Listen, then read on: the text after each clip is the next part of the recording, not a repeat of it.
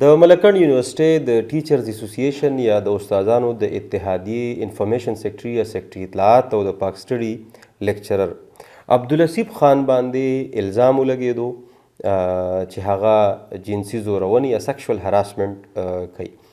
یو دعوه دا هم وشوله چې تقریبا 4,000 ویډیوګانې دي کومه چې مبالغه ده ښکاره توګه باندې ځکه 4,000 سټوډنټان هلته نشته دی نو 4,000 ویډیوګانې د کوم ځای نه راغللی.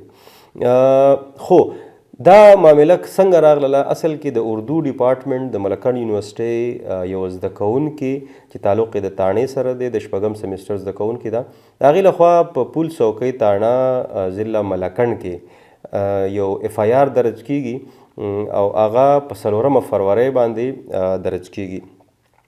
3:30 بجې په دغه ریپورټ کې دا وایي چې 3:30 بجې عبدالحسیب دغه لیکچرر هغه د دې کور ته ورغلی دی. په دغه ریپورټ کې دا هم ویل شوي دي چې د 100 میاشتو راهیسې عبدالحسیب دغه جینۍ زوروي او بیا دې دغه خبره د کور والا نه پټه ساتلې وه.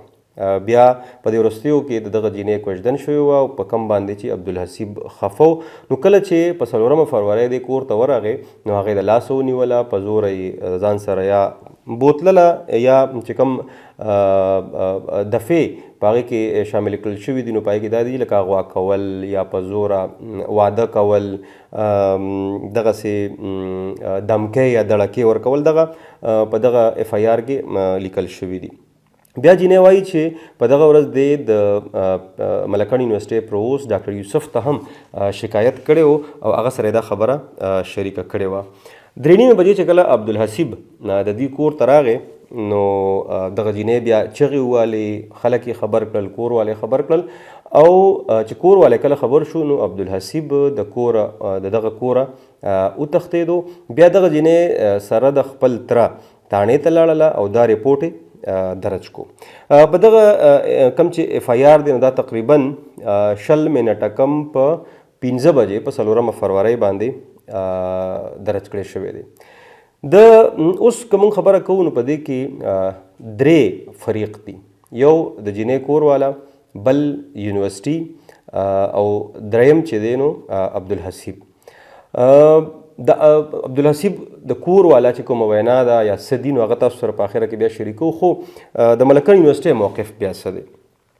لومبی سوال خو دا دی چې آیا ملکنډ یونیورسټي په دې کې څه کار یا د هغې په دې کې څه مداخلت هغه څومره جواز لري؟ خو د ملکنډ یونیورسټۍ چې کوم موقف دی او هغه په ویډیو بیان کې راغلی دی نو هغوی وایي چې د دې پیښې وروستو عبدالحسیب معطل کړی شوی دی. دا واقعه انټي هراسمنټ کمیټي هغې ته لیږلی شوې ده. ابتدایي ریپورټ د هغې جمع کړی شوی په 9 فروری باندې او تفصیلي ریپورټ په هغوی د سینډیکیټ سره شیر کوي یا هغوی ته به یې پیش کوي نو د هغې نه پس به بیا فیصله کیږي. حتمی فیصله به د عبدالحسیب په حواله کیږي.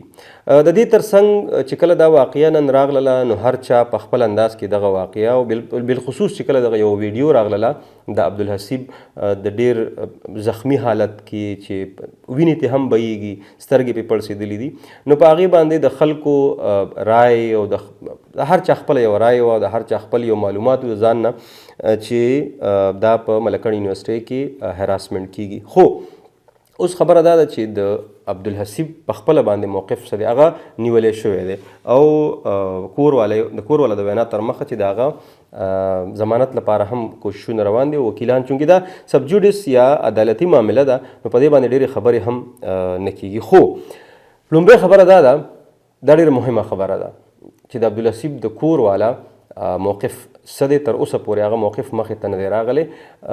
نو ستاسو د معلوماتو دپاره چې د عبدالحسیب واده شوی دی، د هغه بچي هم دي او کله چې دغه چې کوم زده کوونکی ده د هغې کور ته چې کوم عبدالحسیب کله ورغلی دی په 4 فروری نو دا یوازې نه دی ورغلی بلکې دا سره د خپلې کورودانې ورغلی دی.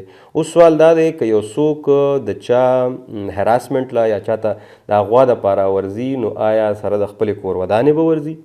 دا یو ډېره مهمه خبره ده. نو ښه بیا په دې کې د حکومت لخوا هم یو کمیټي جوړه شوې ده. کور والا نور تفصیل هم تاسو سره بیا شریکوم چې نور څه وایي. خو د حکومت لخوا چې کومه کمیټي جوړه شوې ده نو په هغې کې د ایډیشنل سیکرټري ایډمنسټریشن آصف رحیم او سونیا شمروز AIG اسټابلیشمنت پښتونخوا پولیسو د هغې 2 کسیزه کمیټي جوړه شوې ده چې دا به په 15 ورځو کې خپل ریپورټ هغه حکومت ته وړاندې کوي. هایر ایجوکیشن کمیشن او ورسره چې کوم وزیر اعلی صاحب دی نو هغه ته به خپل ریپورټ وړاندې کوي. ملکن یونیورسټۍ کې دې نه وړاندې هم واقعات راغلي وو.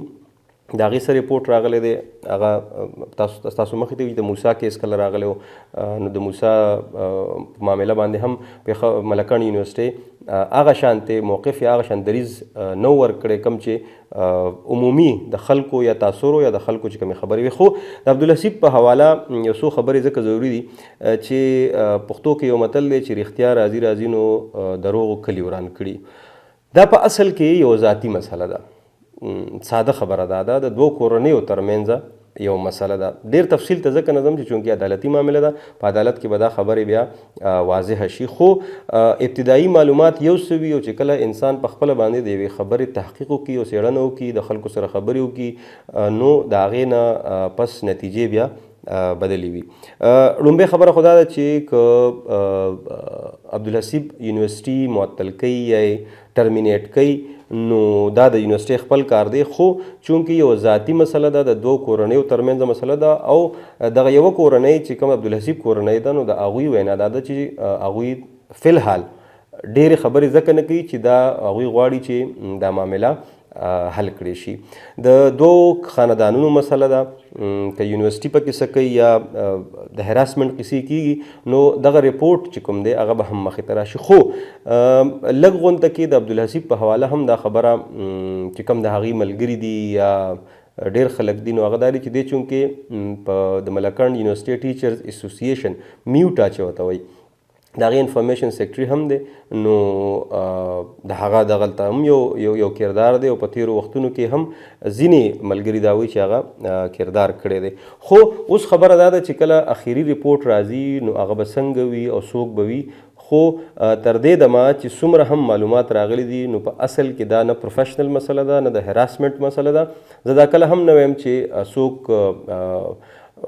پاک دی د هغه په لمن باندې مونځ کیږي. خو چې کوم معلومات دي او د کوم معلومات په بنیاد تر دې دمه په 14 فروری د شپې 10:30 بجې دا زه ریکارډ کوم نو تر دې دمه چې څومره هم معلومات موږ راغونډ کړي دي نو دا په اصل کې د 2 کورنو مسله ده.